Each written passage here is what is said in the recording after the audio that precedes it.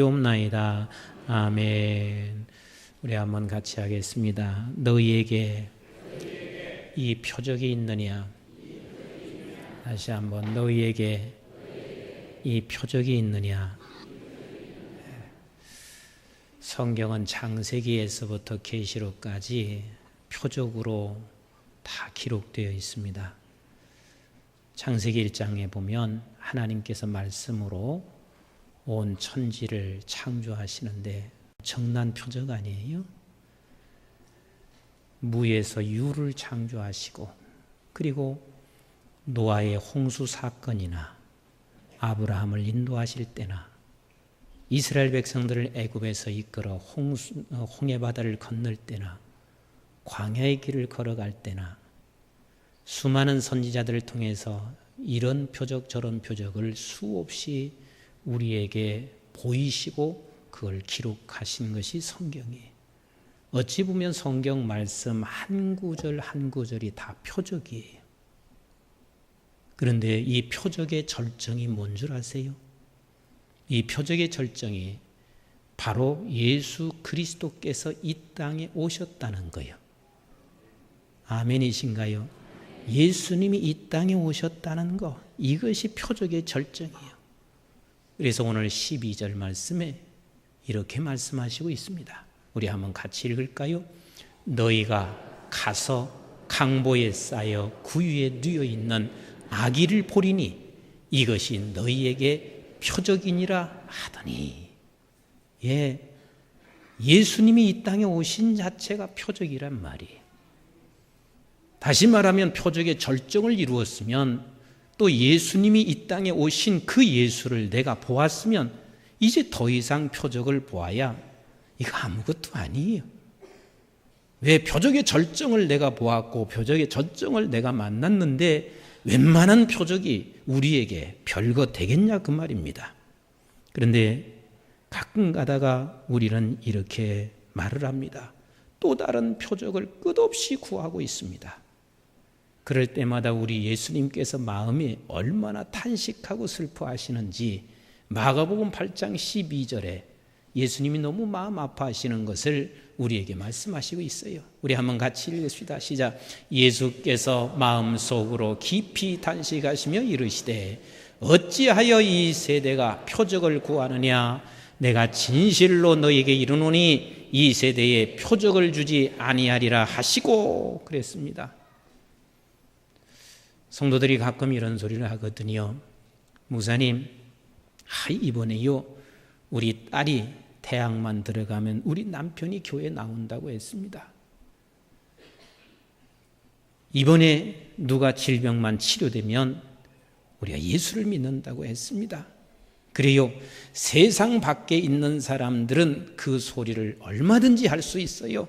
그러나 예수님을 만난 그분들이 그 얘기는 해서는 안 돼요. 그렇잖아요.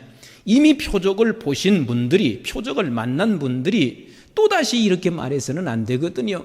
내가 병을 고치면 예수님이 살아있다고 그때 나는 믿겠습니다. 이렇게 말해서는 안 되거든요.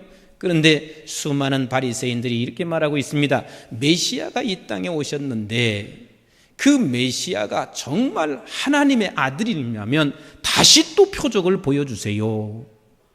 하늘에서 무슨 표적을 보여서 정말 저분이 하나님의 아들인가 우리에게 보여주세요. 이때 우리 예수님께서는 마음에 깊이 탄식하시면서 말씀하시고 있습니다. 더 이상 이제는 표적이 없다 그 말입니다. 여러분, 이 표적이 믿기만 하면 이것은 저와 여러분들의 표적이 되는 것을 믿으시면 아멘 하십시다. 예수 그리스도께서 이 땅에 오신 표적보다 더 위대한 표적, 그거보다 더 큰 표적이 세상에 어디가 있어요? 하늘에 계신 그 아버지께서 인간이 되셔서 오시는 그 표적보다 더 큰 표적이 세상에 어디가 있겠냔 말이에요. 그러나 이 표적이 내 표적이 될 수 있는 것은 그것을 믿는 거란 말이에요. 목자들에게 천사들이 와서 그걸 말씀하시고 있습니다. 지금 구유에 나신 이는 하나님의 아들이요 구유에 나신 이는 온 인류를 구원할 구세주시라. 이것을 말씀할 때 그걸 받아들이는 목자들에게는 이게 자기의 표적이 됐습니다. 그걸 받아들이고 믿어지는 사람들에게는 이것이 자기의 사건이 되어버렸습니다. 그러면 이 표적을 믿는 증표로 주시는 게 있습니다. 이 표적을 믿는 증표로 내게 나타나는 증거가 있습니다. 이게 뭔 줄 아세요? 같이 합시다. 평화다. 평화다. 이 표적을 받아들이는 그 순간, 이 표적을 믿는 그 순간 목자들에게 평화가 임했고, 이 표적을 받아들이고 믿는 순간 그 땅 위에 평화가 임하고, 이 표적을 받아들이고 믿는 사람들에게 그 순간부터 평화가 임하기 시작합니다. 여러분, 평화라는 게 뭔 줄 아세요?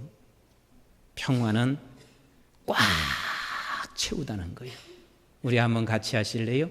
꽉 채우다. 이게 평화예요.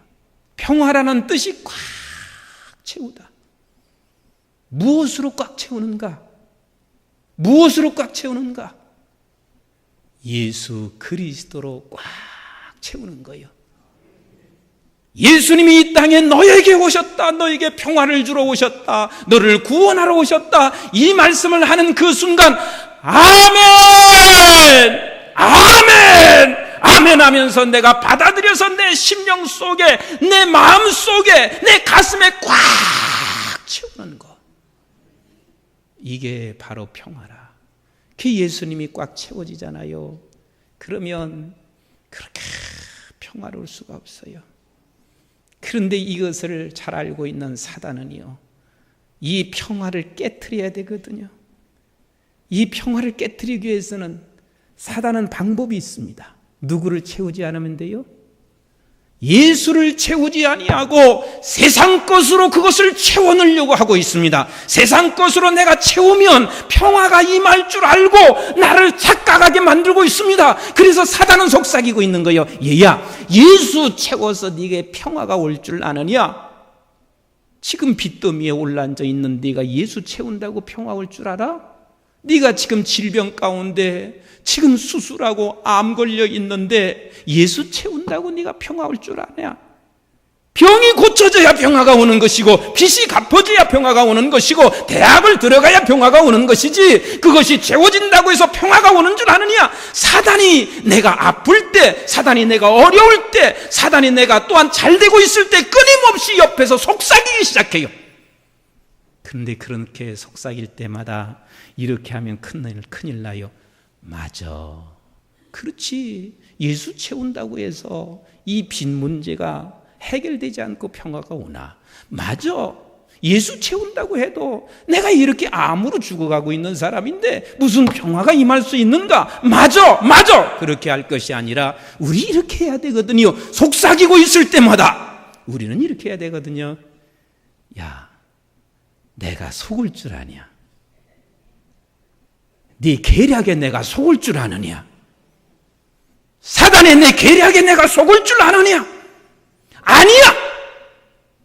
물질을 채운다고 해서 평화가 되는 것도 아니고, 내가 건강해진다고 해서 평화가 되는 게 아니야. 너는 지금 그렇게 말하지만 예수로 차 있어야, 예수로 가득 차 있어야, 예수로 가득 차 있어야, 예수로 가득 차 있어야, 그래야만이 평화가 임할 수 있어. 내가 그렇게 선포하는 거예요. 사실을 내가 그렇게 말하는 거예요. 그러면 사단이 접근하지 못하거든요. 한번 생각해 보세요. 월세로 사는 사람이 가장 소원하는 게 뭐예요? 에? 월세로 사는 사람이 소원하는 게 예수 채워달라고 소원하는 줄 아십니까? 아니에요. 월세로 사는 사람의 소원은 뭐예요? 전세로 사는 거요. 전세로 사는 거요. 그래서 내가 전세를 얻어서 너무 평화롭고 행복했습니다. 그런데 바로 행복하고 있는 그 순간에 형님이 전화가 왔어요. 전화가 와서 이렇게 말해요. 동서, 전세로 이사했다며? 축하해. 나는 아파트를 샀거든. 이렇게 말하는 거예요. 나는 아파트 샀거든. 그러니까 금방 이 사람에게 금방 평화가 있었던 그 평화가 깨졌을까요? 안 깨졌을까요? 자기 형님이 얘기한 건데도 그 평화가 깨져요. 그래서 그때부터 뭐라는 줄 아세요? 나는 아파트 나도 사야 돼. 그러면서 열심히 또 살아서 아파트를 샀어요. 그래서 식구들하고 남편하고 다 축하 파티를 이렇게 하려고 하고 있어요. 그런데 그때 축하 파티를 하는데 또 형님이 전화가 왔어요. 동서, 아파트 3년 된 아파트로 이사했다면서? 그래도 잘 샀어. 그런데 내가 뉴타운 형성된 아파트로 나 샀거든. 그러니까 또 평화가 깨지는 거요. 그리고 뉴타운 된 아파트를 그냥 가봤어요. 갔더니 세상에 우리 집하고 34평 똑같은 집인데, 여기는 뉴타운 새로 진 아파트는 34평 똑같은 건데 여기는 43평만큼이나 넓은 거라. 공간도 넓고 세상의 방마다 모두가 다 화장실이 다 있는 거야. 얼마나 배가 아픈지 죽겠어요. 그래서 집에 돌아와서, 여보, 당신은 도대체 뭐 하는 거요? 우리도 빨리 뉴타운 아파트로 이사해야지. 세상 것은 평화가 이루어질 수 없잖아요. 우리 따님이 이화여대 들어갔어요. 그래서 너무 행복해.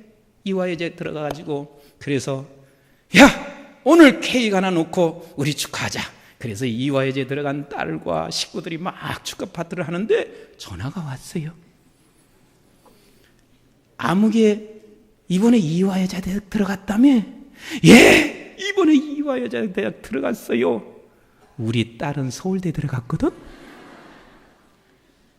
파티하다 말고 그만 끝나버렸어요. 세상의 것들로 채워질 수 없어요. 이건 평화가 순간적인 뿐일 수 있지만, 그런데 마귀는 그러거든요. 이걸 네가 채우면, 이걸 하게 되면, 이것만 이루면 평화가 있을 것이라고 생각하지만 아니에요. 우리 한번 같이 합시다.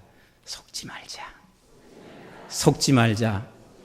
적어도 우리 한국중앙경기교회 성도들은 안 속게 되기를 주의 이름으로 축원해요. 속지 말자고요. 오직 무엇으로 채워져야? 오직 무엇으로 채워져야? 예수님으로 채워져야, 예수님으로 채워져야 평화가 임해요. 저도요, 아무리 목사도 소용없어요. 내가 예수로 가득 채워졌을 때 어느 목사님이 이렇게 말씀하세요. 목사님, 지난주에 우리 교회 새신자가 200명 들어왔습니다. 그래서 이제는 우리 교회 성도가 출석하는 사람이 5만 명이 됐습니다. 이렇게 말하면은요, 내가 예수로 가득 채워졌을 때는 그렇게 행복해요.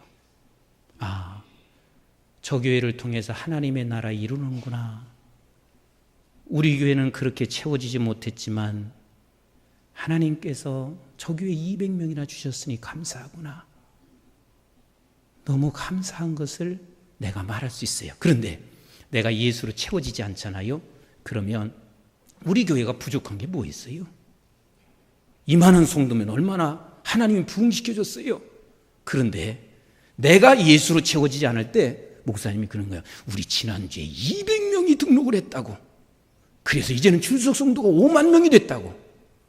그러면 이만큼 우리 교회를 부흥시켜 주셔서 하나님의 일을 감당할 수 있게 하시는데도 불구하고 내 평화가 깨져요. 그러면서 그 교회가 부럽기 시작해.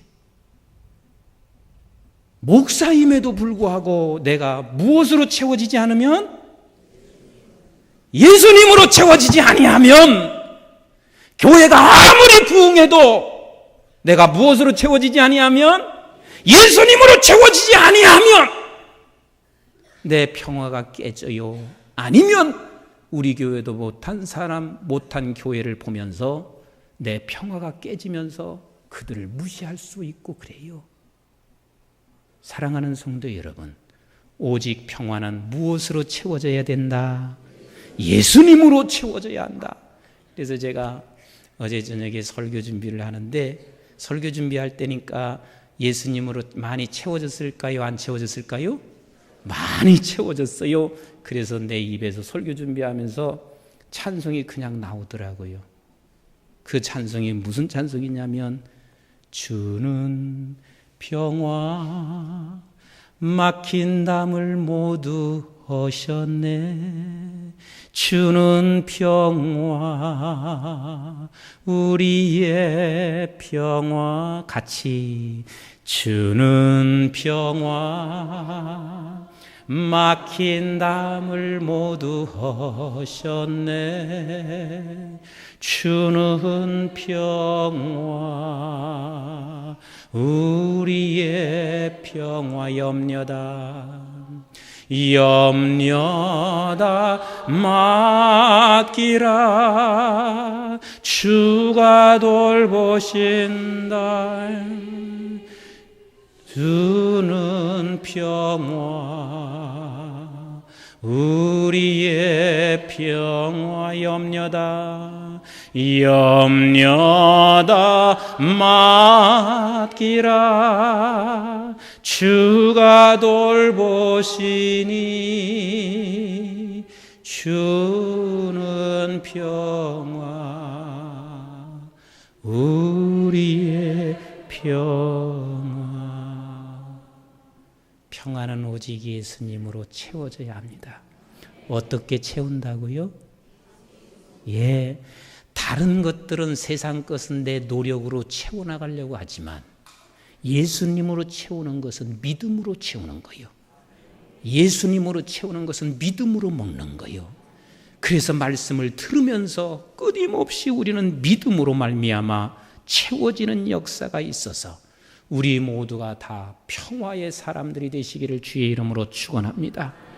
그런데 평화는 예수님으로 채워지잖아요. 그러면 그게 곧 이것으로 채워지는 거예요. 같이 합시다. 사명으로 채워지더라.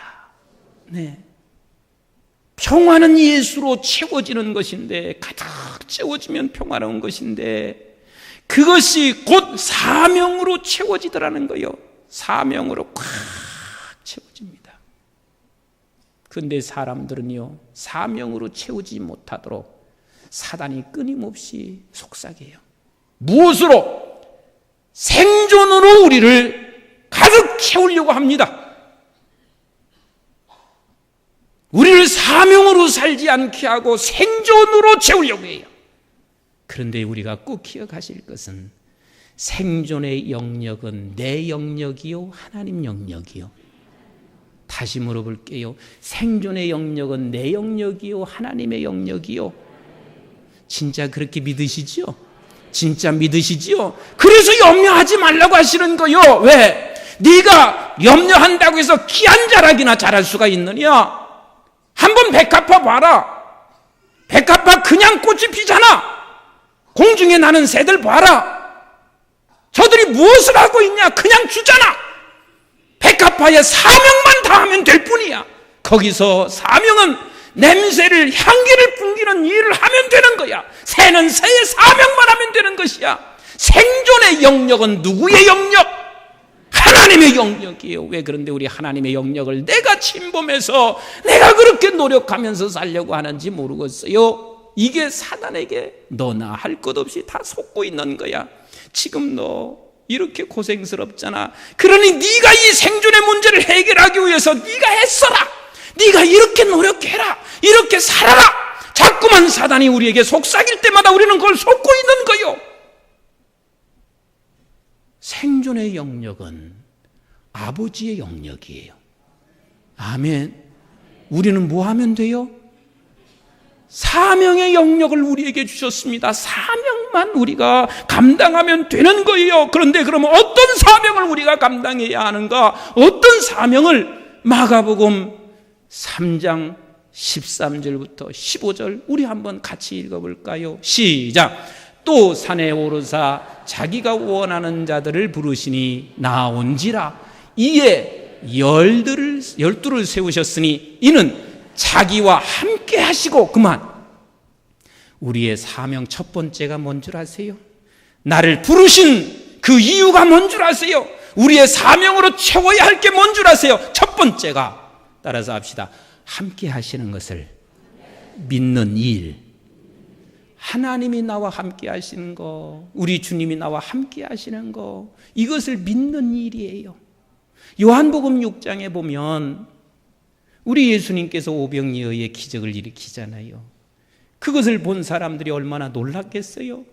그래서 예수님을 따라다니면 빵의 문제가 다 해결될 것을 생각하니 그들이 얼마나 행복했겠어요. 그래서 예수님이 건너가는데도 불구하고 사람들은 거기까지 따라오는 거예요. 그 따라오는 모습을 보시고서 예수님께서 뭐라고 말씀하시는 줄 아세요?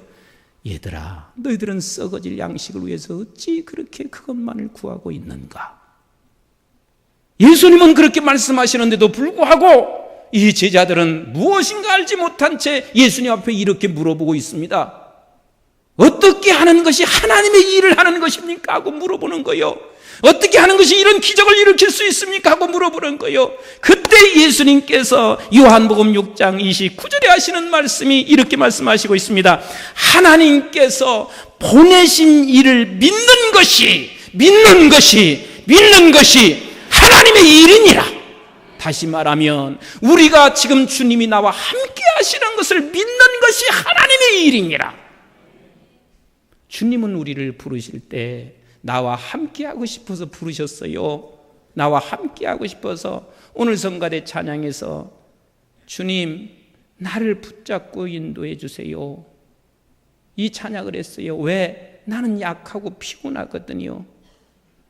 그런데 우리는 잘 아세요. 우리 주님이 우리 손 붙잡은 거 놀까요? 안 놀까요? 절대 안 놔요. 왜? 내가 약하고 피곤한 거 아시거든. 내가 넘어질 것 알고 계시거든요. 절대 놓지 않으세요. 그런데 문제가 뭔 줄 아세요? 사단이라는 놈이 찾아와가지고 이렇게 말해요. 너 봐라, 되는 일 아무것도 없잖아. 그런데 네가 되는 일 아무것도 없는데 무슨 하나님이 함께 하셔? 너 지금 병이 이렇게 걸려있는데 무슨 하나님이 함께 하시냐? 너 지금 10수년 기도했지만 너 정말 함께 하신다면은 지금 그 기도가 응답돼야지. 근데 그 기도도 응답되지 않은데 무슨 하나님이 함께 하시냐? 누가 그렇게 속삭인다고요? 사단이 그렇게 속삭이는 거요.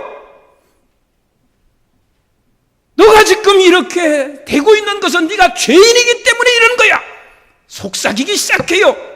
그런데 우리 주님이 이 땅에 오실 때요, 이미 죄인 되었던 나를 찾아오신 거 아니겠어요? 인간이 연약한 걸 아시고 찾아오신 분이시거든요. 우리가 피곤한 걸 아시고 찾아오신 분이거든요. 우리가 너무나도 쓰러지기를 잘하는 것을 아시고 찾아오신 주님이시란 말이에요. 그 주님이 내 손을 붙잡았는데 절대로 놓지 않습니다. 우리는 주님은 나와 함께 하시기 위해서 오셨어요. 그런데 사단이 우리에게 속삭일 때마다 속으실래요? 안 속을래요? 속으실래요? 안 속을래요? 우리 속지 마세요. 사단이 아무리 나에게 이렇게 말합니다. 너 병들어 죽어가면서도 하나님이 너와 함께 한다고 생각하냐? 나는 안 속아! 네 속삭이면 내가 속을 줄 아느냐? 절대로 나는 안 속아! 절대로 나는 안 속아! 절대로 나는 안 속아! 여러분들 그렇게 사단을 물리칠 수 있어야 돼요. 아멘. 그게 바로 우리가 사명의 첫 번째야. 주님이 나와 함께 하시는 걸 믿는 것. 주님이 나와 함께 하시는 것을 믿는 것. 여러분, 요셉을 보세요. 요셉이 그 보디발의 집에 들어가서 얼마나 충성스럽게 일했어요. 그러니까 총무직을 맡겼지요. 가정의 모든 것을 다 맡겼잖아요. 근데 웬 유혹이야? 그 유혹을 물리쳤으니 얼마나 하나님이 더 사랑해야 돼요. 그런데 그 유혹을 물리친 요셉은 감옥에 들어갔습니다. 감옥에 들어가서도 그가 얼마나 마음의 여유로움이 있었으면, 다시 말하면 얼마나 마음의 평강이 있었으면 오히려 거기에 있는 사람들을 도와주고 거기에 있는 사람들에게 용기를 주고 힘을 줬겠냔 말이에요. 웬만한 사람 같으면 감옥에 들어가서 이렇게 말할 거 아니에요. 정말 하나님이 살아있는 거 맞겠냐? 누가? 사단이 요셉에게는 속삭이지 않았겠어요? 요셉은 예외였겠냔 말이에요. 목사님이나 그 어떤 사람도 예외일 수는 없어요. 거기서 끊임없이 속삭였을 거란 말이에요. 너는 지금 하나님이 떠났어. 그러니까 네가 정말 의롭게 살려고 해도 감옥에 들어왔지. 하나님이 떠났어. 그러니까 술관원장이 너를 돕는다고 해도 지금 기별 소식이 없잖아. 그렇게 속삭였을 거란 말이에요. 그러나 요셉은 그 속삭임에 속았을까요? 안 속았을까요? 속지 않았습니다. 속지 않았습니다. 속지 않았습니다. 하나님이 지금도 나와 함께 하십니다. 감옥에 있어도 나와 함께 하십니다. 술관원장이 나를 부르지 않아도 나와 함께 하십니다. 내가 지금 질병에 죽어가도 나와 함께 하십니다. 내 가정이 지금 어려움이 있어도 나와 함께 하십니다. 함께 하십니다. 함께 하십니다. 함께 하십니다. 이것을 믿는 거, 이것이 우리의 사명이에요. 두 번째 사명이 뭔 줄 아세요? 마가복음 3장 14절에 이렇게 말씀하시고 계세요. 내가 나와 함께하고 그리고 전하게 된다. 전하라. 따라서 합시다. 영혼 구원. 영혼 구원. 이 사명으로 꽉 차 있는 거예요. 영혼 구원. 그래서 내가 직장에 들어가도 왜 들어가는 거예요? 영혼 구원, 사명 때문에 들어가는 거요. 학교에 들어가는 거 왜 들어가는 거요? 영혼 구원, 사명 때문에 들어가는 거요. 내가 사업하는 거 왜 하는 거요? 영혼 구원, 영혼 구원, 사명 때문에 사업하는 거요. 제가 어제 청년들 집회하면서 그 얘기를 했어요. 얘들아, 대학교 들어가서 1, 2년 공부하다가 그냥 때려치고 다른 대학 들어가지 말아라. 한 번 들어갔으면 그 대학에서 끝을 맞춰라. 왜 너희들이 때려치는 건 나는 다 안다. 대학에 들어갔는데 다른 대학생을 보니까 나보다 좋은 대학 다니는 거 보니까 내가 그 대학 들어가고 싶어서 다시 때려치는 거 아니냐. 근데 한번 이렇게 생각해봐. 내가 전문대학에 들어갔던 지방대학에 들어갔던 간에 그 대학에 들어갔을 때 사명 때문에 왔다고 생각하면 다른 대학과 비교하면서 그걸 때려치지는 않아. 그러나 이럴 수는 있어. 정말 내가 하고 싶은 전공이 있어서 다시 공부할 수는 있지만 그러나 대부분의 많은 사람들이 비교하기 때문에 때려치는 거 아니냐. 내가 대학에 들어가는 것도 사명 때문에 들어가면 거기서 공부를 못하는 게 아니야. 오히려 더 잘할 수가 있게 돼 있어. 제가 우리 청년들에게 그렇게 말했어요. 제 학창 시절에요, 노동운동을 하는 학생들이 많이 있었습니다. 그런데 그 사람들이 이력서를 다 속였어요. 어떻게 속였냐면 공장에는 들어가야 되겠는데 그 공장에 들어가려면 대졸이라고 하면 공장을 받아주지 않았어요. 공장에 들어가서 노동운동을 해야 되겠는데 어떻게 할 길이 없으니까 초등학교 졸업이라고 하고 그 공장에 들어가요. 그러면 대학교 졸업한 사람이 초등학교 졸업이라고 했으니 자기를 낮추는 길이기도 하고 또 지 공장에 들어가서 일하고 있는 사람이 어떻게 보면은 사람들한테 대우받지 못하는 그 일을 하고 있는 거예요. 그럼에도 불구하고 공장에 속이면서까지 들어가요. 왜 그럴까요? 왜 그래요, 성가대? 사명 때문에 그러는 거예요. 그들 생각에는 그게 사명인 거예요. 여기서 노동운동하는 게 그게 사명인 거예요. 그렇다고 보면 우리가 직장에 들어가서 오늘날은 왜 3년도 가는 사람이 없대요. 1년이면 거의 끝난대요. 그렇게 어렵게 직장에 들어갔어요. 나는 정말 하나님께서 옮겨주시는 일은 할 수 있다고 생각하지만 이런 경우가 있어요. 직장에 들어가서도 재우 들어가서 하는 얘기가 이렇게 말해요. 나한테 이 직장에 들어왔는데 맨날 시키는 것이 심부름만 시키는 거예요. 너 가서 저기 가서 서류 갖고 와. 맨 서류만 갖고 오라 그러고 팩스나 보내라 했었고 전화나 받으라 했었고 그러니 내가 대학 나온 사람이 세상에 이 직장에서 어떻게 있어? 그러면서 그냥 때려치고 3개월 있다가 나와버리는 거예요. 그런데 어느 직장에 들어가든 그 직장 안에서 무엇 때문에 직장 들어왔어요? 무엇 때문에 직장 들어왔어요? 사명 때문에! 가정부로 들어갑니다. 가정부로 들어가서 그냥 들어가서 보니까 주인이 하는 게 늘 폐리가 꼬인 거요. 그래가지고 이놈은 가정부를 못하는 거야. 그러니까 집에 오면은 왜 내가 가정부 신세냐고 막 타령해요. 그런데 가정부로 들어갔음에도 불구하고 그 사람이 행복하게 일하는 사람이 있습니다. 왜요? 왜요? 사명 때문에 가정부로 들어갔습니다. 내가 그 집에 들어가서 그 집 식구들을 구원시키기 위해서 들어갔습니다. 그러면 그 가정부가 결코 내게 힘들다고 생각하지는 않을 거라 그 말이에요. 사랑하는 성도 여러분, 두 번째 사명으로 채워질 게 뭐냐면 우리는 영원 구원이라 그 말입니다. 영원 구원, 이것이 우리가 채워져야 할 사명입니다. 믿으십니까? 세 번째 우리가 채워져야 하는 것은 따라서 합시다. 고치는 것. 그래서 마가복음 3장 15절에 이렇게 말하고 있습니다. 귀신을 내쫓는 권능도 가지게 하려 하심이라 말씀하시고 있습니다. 온 세상에 보면 다 귀신에 의해서 잡혀 있습니다. 세상 것에 의해서 다 잡혀져 있습니다. 정치도 그렇고 경제도 그렇고 교육도 그렇고 문화도 그렇고 온 세상이 다 그렇게 세상의 것들로 인하여 지배당하고 있는데, 내가 교육교회에 들어가면 뭐하러 들어간 거요? 사명 때문에. 그러면 그 교육교회에 들어가서 내가 고쳐야 할 사람이 세상 사람보다 똑같이 세상 사람보다 오히려 더하게 뇌물이나 받고 이렇게 하면은 어떻게 되겠냔 말이에요. 정치를 내가 고쳐야 할 사람이, 정치를 고쳐야 할 사람이 정치에 들어가서 똑같이 뇌물이나 받고 하면 어떻게 고치겠냔 말이에요. 아분하고 말이에요. 경제의 계기를 고쳐야 할 사람이 내가 사업을 하면서 남들처럼 그냥 어떻게 사람들 인맥을 통해서 사업을 이루려고 하는 방법을 쓰는 것, 이거 어떻게 그 경제를 고칠 수 있겠냔 말이에요.